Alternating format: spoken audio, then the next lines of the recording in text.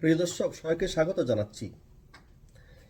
বছরের পর বছর ধরে আমাদের একটি কথা বেশ জোর দিয়ে বোঝানো হয়েছিল যে কোনো ধরনের ভাস্কর্য বা মূর্তি তৈরি করা সম্পূর্ণরূপে হারাম বা নিষিদ্ধ।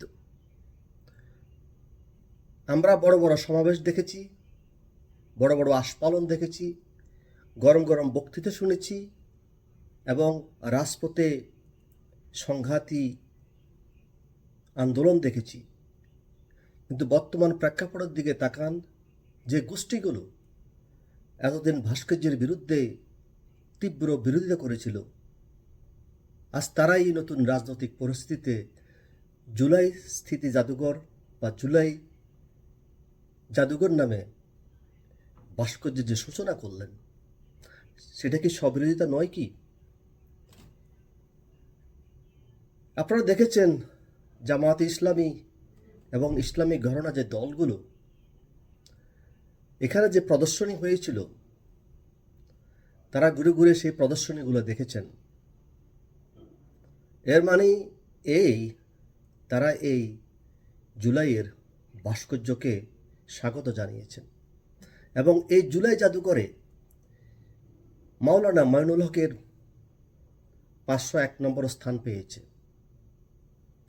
তাহলে হঠাৎ কি এমন পরিবর্তন হলো যে রাতারাতি কি ধর্মীয় বিধান বদলে গেল, নাকি মূল বিষয়টা কখনোই ধর্ম ছিল না? এখানে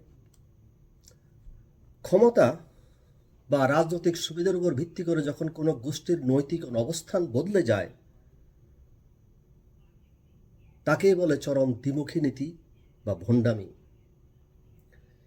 আমরা দেখেছি বাংলাদেশে গত কয়েক দশক ধরে মৌলবাদী এবং রাজনৈতিক দলগুলো ভাস্কর্যের ইস্যুটিকে জনমত গঠনের একটি বড় সামাজিক হাতিয়ার হিসেবে বেছে নিয়েছিল। এটা ছিল সহজ, এটা ছিল আবেগভিত্তিক এবং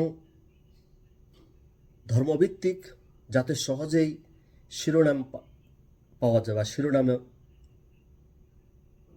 জনপ্রিয়তা পাওয়া যায়। তারা বারবার প্রচার করেছে যে কোনো ভাস্কর্য নাকি দেশের সংস্কৃতির জন্য হুমকি। কিন্তু রাজনৈতিক সমীকরণ যখন বদলে যায়, তাদের সেই ধর্মীয় লেবাসও বদলে যায়। যখন নতুন প্রদর্শনী বা ভাস্কর্য তাদের রাজনৈতিক অবস্থার সাথে মিলে যায়, তখন তারা কোনো প্রতিবাদ করে না বা উচ্চবাচ্য করে না। প্রিয় দর্শক, এই যে দ্বিমুখী নীতি, এর আসল কারণ বুঝতে হলে আপনাকে উপরিভাগে যুক্তি ছেড়ে একটু গভীরে তাকাতে হবে। আসল সত্য হলো, তাদের ফাতোয়া কখনোই কেবল পাথর বা ধাতুর তৈরি মূর্তির বিরুদ্ধে ছিল না। প্রিয় দর্শক, তাদের আসল সমস্যা হলো 1971 সাল এবং আমাদের মহান মুক্তিযুদ্ধের সাথে। বাংলাদেশের অধিকাংশ ভাস্কর্য এবং স্মৃতিসৌধ গড়ে উঠেছিল 1971 সালের মুক্তিযুদ্ধ, অগণিত শহীদ এবং বীর মুক্তিযোদ্ধাদের স্মৃতির প্রতি শ্রদ্ধা জানাতে। ধর্মের দোহাই দিয়ে ভাস্কর্যের বিরোধিতা করার নামে তারা মূলত 1971 সালের স্মৃতি ও ইতিহাসকে মানুষের মন থেকে চিরতরে মুছে ফেলার চেষ্টা করেছিল। কারণ জামায়াত ইসলামী এবং অন্যান্য যে ইসলামিক ঘরানার বা মৌলবাদী দলগুলো রয়েছে, তারা 1971 সালকে ধারণ করে না, তারা 1971 সালকে বিশ্বাস করে না, তারা 1951 সালকেও বিশ্বাস করে না। তাদের এই অবস্থান 1971 সালে আমাদের স্বাধীনতার সরাসরি বিরোধিতা বই আর কিছুই নয়। প্রিয় দর্শক, ধর্মকে রাজনৈতিক হাতিয়ার হিসেবে ব্যবহার করা নতুন কিছু নয় বাংলাদেশে। যখন কোনো ঐতিহাসিক বা রাজনৈতিক বিতর্ককে ধর্মীয় বিষয়ের সাথে জড়িয়ে দেওয়া হয়, তখন যুক্তিবাদী চিন্তাকে স্তব্ধ করে দেওয়ার চেষ্টা করা হয়। যারা মুক্তিযুদ্ধের ইতিহাস ও ভাস্কর্য রক্ষা করতে চেয়েছে, তাদেরই ধর্মের শত্রু বানিয়ে দেওয়া হয়েছে। প্রিয় দর্শক, 1971 সালের মৌলবাদী অপশক্তির চূড়ান্ত পরাজয়ের প্রতীক। যেহেতু তারা সরাসরি মানুষকে স্বাধীনতার চেতনা থেকে দূরে সরাতে পারে না, তাই তারা সুকৌশলে ওরা আশ্রয় নেয় স্বাধীনতার চিহ্ন ও স্মৃতিসৌধগুলোকে কীভাবে ধ্বংস করে দেওয়া যায়। যখন কোনো ভাস্কর্য 1971 সালের স্মৃতি বহন করে, তখন তা তাদের মতে অগ্রহণযোগ্য হারাম। কিন্তু যখন একই ধরনের জিনিস তাদের রাজনৈতিক উদ্দেশ্য পূরণ করে, তখন তারা ধর্মীয় নিষেধাজ্ঞা মনে থাকে না।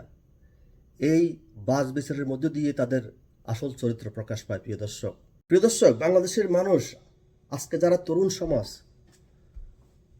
তাদেরকে আরও সচেতন হতে হবে। তাদেরকে বুঝতে হবে কারা বাংলাদেশের অপশক্তি, কারা বাংলাদেশের স্বাধীনতার চেতনাকে ধ্বংস করে দিতে চায়, কারা 1971 সালকে বিশ্বাস করে না, কারা 1951 সালকে বিশ্বাস করে না, কারা নিজের স্বার্থে ধর্মকে পুঁজি করে ভাস্কর্যকে রাজনৈতিক হাতিয়ার বানায়। আজকে যারা তরুণ সমাজ এবং বাংলাদেশের আপামর জনতা, তাদেরকে স্পষ্টভাবে বুঝতে হবে বা বুঝতে পেরেছে ধর্মের বাহানা বানিয়ে যারা 1971 সালের ইতিহাসকে খাটো করে, 1971 সালকে ধ্বংস করে, 1971 সালকে অস্বীকার করে, 52কে অস্বীকার করে, তারা ভণ্ড। তাদের ভণ্ডামি আজকে উন্মোচিত। প্রিয় দর্শক, 1971 সাল নির্দিষ্ট কোনো রাজনৈতিক বিষয় নয়। এটি আমাদের সার্বভৌমত্ব, এটি আমাদের আত্মত্যাগ, এটা এবং জাতীয় পরিচয়ের ভিত্তি।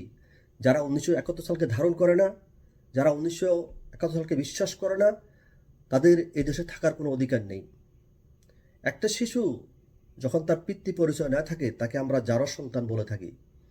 আজকে যারা বাংলাদেশের স্বাধীনতাকে বিশ্বাস করে না, 1971 সালকে বিশ্বাস করে না, তারাও জারজ সন্তান হিসেবেই আমরা তাকে ধরে নেব। প্রিয় দর্শক, সর্বশেষ আমি একটা কথা বলতে চাই, সেটা হলো এই দেশ 1971 সাল, 52-এর ভাষা আন্দোলন, 69-এর গণ অভ্যুত্থান, বঙ্গবন্ধু, আমাদের জাতীয় চার নেতা, আমাদের এই দেশের জাতির অহংকার। এবং বাংলাদেশের যেই স্থাপনাগুলো রয়েছে মুক্তিযুদ্ধকে নিয়ে, স্বাধীনতাকে নিয়ে, যারা গত 2 বছরে সবগুলো ভেঙে চুরমার করে দিয়েছে, সেটা আমাদেরকে পুনরুদ্ধার করতে হবে। এই দেশকে মুক্তিযুদ্ধের আলোকে, মুক্তিযুদ্ধের চেতনার আলোকে পুনর্নির্মাণ করতে হবে। সময় আর বেশি নেই আমাদের হাতে। সবাইকে আমাদেরকে জাগ্রত হতে হবে, সচেতন হতে হবে। এই মৌলবাদী শক্তিকে আমাদেরকে রুখতেই হবে। আজকে এই পর্যন্ত। প্রিয় দর্শক, সবাইকে সালাম এবং শুভেচ্ছা জানিয়ে আজকে এখানে বিদায় নিচ্ছি। আসসালামু আলাইকুম ওয়া রাহমাতুল্লাহ।